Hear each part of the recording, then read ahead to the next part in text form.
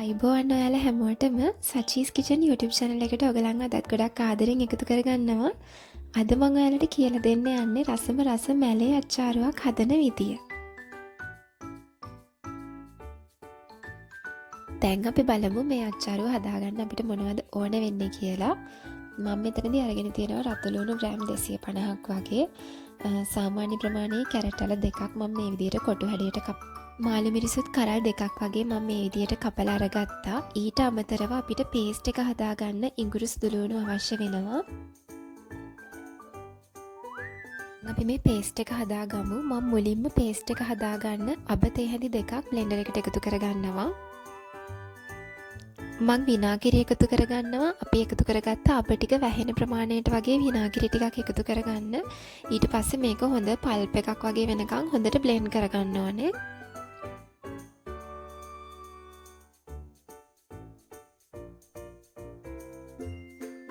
පස්සේ මම මේකටම ඉඟුරු ටිකයි සුදුලුණු ටිකයි එකතු කරගන්නවා. ඊට පස්සේ ආයෙමත් හොඳට පල්ප් එකක් වෙනකන් බ්ලෙන්ඩ් කරගන්න ඕනේ.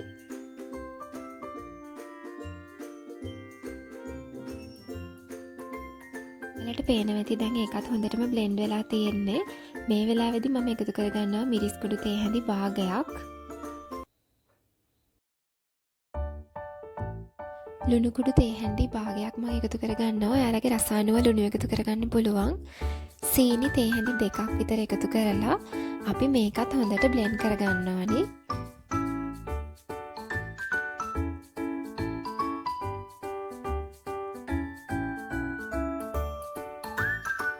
මේ තියෙන්නේ මම කලින් හොඳින් පිරිසිදු කරලා වතුර පොඩ්ඩක්වත් නැති වෙන්න වේලලා ගත්ත මැටි භාජනයක්. මේකට අපි අර කලින් හදාගත්ත අබ විනාගිරි මිශ්‍රණය එකතු කරගන්න ඕනේ.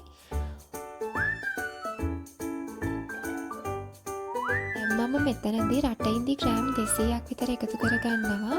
මේ වගේ ඇට ඉවත් කරලායි තියෙන්නේ.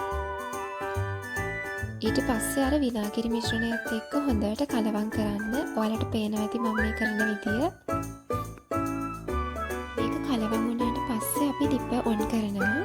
ලිප ඔන් කළා ලිපේ ගින්දර ගොඩාක් අඩුවෙන්ම තියාගන්න.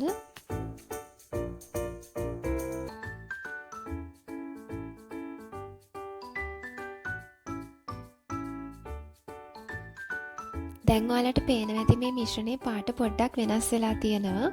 මේ වෙලාවේදී තමයි අපි කැරට් ටික එකතු කරගන්න ඕනේ. කැරට් ටික එකතු කරලා හොඳට මේක කලවම් කරන්න.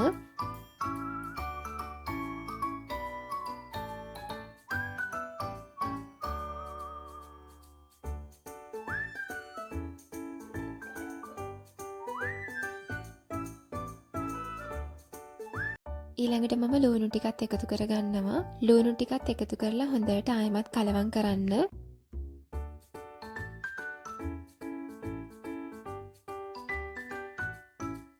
ඊළඟට මම මාළු මිරිස් ටිකත් එකතු කරගන්නවා.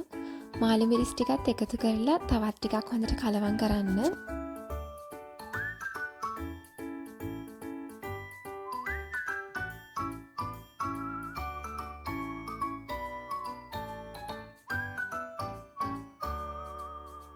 දැන් ඔයාලට පේනවා ඇති හොඳින් කලවම් වෙලා තියෙන්නේ අපේ අච්චාරුව.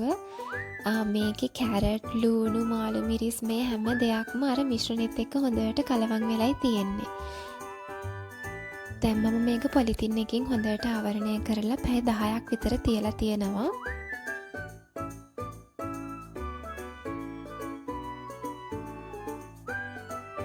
දැන් මම ඔයාලට පෙන්නන්නේ පැය 12කට විතර පස්සේ.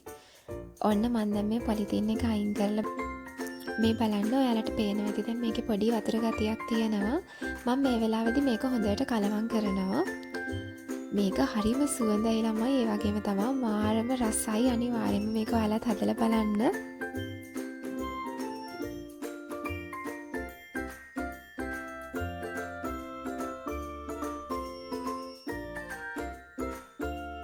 ඉතින් ඔයත් අනිවාර්යයෙන්ම මේ රෙසිපි එක try කරලා බලන්න. මගේ channel එක subscribe කරලා නැත්නම් මගේ channel එකත් subscribe කරන්න. මේ වගේම රසම රස රෙසිපි එකක් අරගෙන ආයෙත් මං එන්නම්.